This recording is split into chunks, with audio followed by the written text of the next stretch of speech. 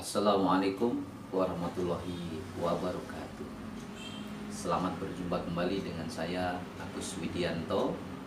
Kali ini saya akan berbagi tentang tips-tips seputar menjadi seorang terapis profesional yang sukses. Baik, seorang terapis profesional pertama dia harus punya ilmunya dulu, ya. Apapun profesi Anda, sangat diperlukan jika Anda mempunyai bekal ilmu yang cukup untuk menjalani profesi Anda dengan secara profesional. Ilmu adalah ibarat isi dari ibarat ini teko, ya. Teko itu harus ada isinya supaya dia bisa dituang ke dalam gelas. Teko harus diisi dengan yang bermanfaat, ya, bisa air putih, bisa susu, bisa jus, bisa kopi, bisa teh gitu ya. Supaya dia bisa menuang cangkir-cangkir yang di hadapannya. Seperti itu. Nah, itulah otak kita. Otak kita ini perlu diisi dengan amunisi-amunisi, dengan yang bermanfaat, dengan ilmu-ilmu, supaya kita bisa menuangkan ilmu ini kepada objek-objek yang akan kita jadikan tempat untuk menuang. Bisa dengan pasien, bisa dengan saudara atau teman Anda, bisa juga dengan murid-murid Anda. Nah, kembali kepada profesi sebagai seorang terapis. Nah, terapis ini biasanya kan ada spesialisasinya, ya. Nah, spesialisasinya apa? Anda ambil apa misalnya? Misalnya Anda di bidang saraf, ya, tentang ortopedi atau apa. Anda dalami ilmunya itu. Anda dalami semua ilmunya, mulai belajar dari anatomi tubuh, sistem rangka, otot, saraf dan sebagainya, persendian, ya. Semua Anda pelajari, ya, supaya Anda punya dasar. Ketika Anda mau menterapi seseorang, ketika Anda akan mendiagnosa seseorang, Anda mempunyai dasar yang kuat, sehingga Anda pun nanti menentukan metodenya juga tepat, metode terapinya tepat, karena Anda tahu dasar ilmunya, gitu ya. Baik, berikutnya seorang terapis juga harus belajar tentang ilmu-ilmu yang lain, ya, bisa dengan ilmu kejiwaan, tentang ilmu bagaimana menata hati, kemudian ilmu bagaimana meracik herbal, dan intinya seorang terapis itu harus banyak wawasannya harus luas supaya dia tampil meyakinkan sehingga pasien pun akan percaya dengan Anda.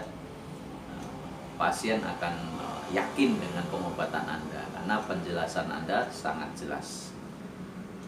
Dan seorang terapis juga punya kewajiban mengedukasi kepada pasien supaya pasien ini menjadi pintar, pasien menjadi cerdas. Jangan sampai pasien-pasien ini nanti melakukan terapi-terapi di tempat lain yang kadang terapisnya ini karena modal ilmunya tidak cukup, sehingga kadang-kadang dia hanya mengandalkan insting. Mungkin bisa karena keturunan, bisa karena dia punya bakat atau senang pijat lah istilahnya gitu misalnya. Kemudian dia dengan percaya dirinya melakukan praktek terapi, tapi ketika ditanya tentang kenapa harus dipijat seperti itu otot namanya otot apa misalnya kayak gitu, itu sendinya sendi apa, dia tidak paham sama sekali. Nah, terapi seperti ini bahaya, ya. Masalahnya dia hanya mengandalkan insting saja. Ya betul sih, memang banyak yang pada sembuh, ya, karena memang karena memang kesembuhan itu kan Allah yang menentukan, bukan manusia, gitu.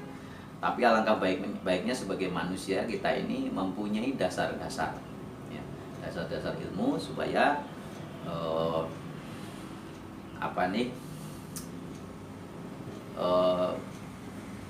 ibarat gini loh, ketika kita mau menembak sebuah fokus itu kita punya teorinya dalam menembak. Misalnya jaraknya, ukurannya, nanti supaya ini tembakan saya pas, ini harus bagaimana posisi saya, misalnya seperti itu. Nah, tentunya Anda harus punya ilmunya seperti ini. Nah, ingat ya, terapis itu adalah tempat daur ulang sampah. Maksudnya apa ya? Nah, maksudnya gini, pasien ketika datang kepada Anda itu dia membawa setumpuk sampah, sampah batin maupun sampah fisik. Nah, pasien ini biasanya ketika datang dia akan curhat, ngobrol dengan Anda, mungkin tentang kehidupan dia, tentang keluarganya dia, atau apapun masa lalunya dia. Jadi kadang masa lalu ini juga masa lalu yang kurang baik, yang negatif ya, ini kadang bisa menjadi penyebab seseorang itu mengalami sakit ya. Itu yang disebut dengan psikosomatis. Jadi penyakit itu ada yang karena dari fisik, ada yang karena dari pikiran. Nah, jadi ketika orang datang ke kita itu sebetulnya kelihatannya dia sakit fisik, tapi sebetulnya di batinnya dia juga sedang sakit. Makanya terapis yang baik adalah dia mengobati dua-duanya, fisiknya diobati, batinnya juga diobati, gitu ya. Nah, makanya kadang-kadang nih kalau kasusnya psikosomatis, ketika pikirannya sudah diobati, sudah baik, sudah positif, biasanya yang sakit fisiknya juga berangsur-angsur akan pulang. Baik, seperti itu ya. Kemudian seorang terapis juga harus mampu mengendalikan emosi, ya. Mampu mengendalikan emosi, jangan baperan ya. Karena terapis ini nanti akan berhadapan dengan pasien-pasien yang bermacam-macam karakternya. Ada yang datang kepada Anda ini orangnya sabar-sabar aja, ada yang nurut-nurut aja, ada yang rewel ya kan, ada yang kritis seperti itu. Nah, ini Anda harus siap menghadapi orang-orang seperti ini ya. Dan Anda harus maklum gitu. Jadi Anda nggak boleh egois gitu, nggak boleh terapis marah-marah, nggak boleh, karena emang pasien ini sedang sakit.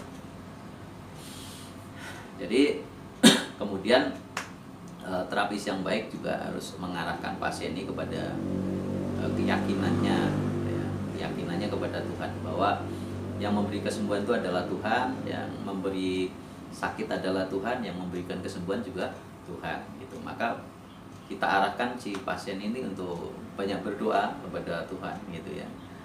Jadi nasihatkan kepada dia jangan banyak mengeluh, karena ini hakikatnya sakit ini ada ujian.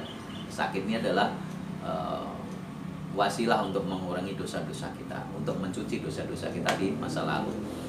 Maka satu-satunya jalan harus sabar menjalani semuanya, ikhtiar dijalani, cari kesembuhan.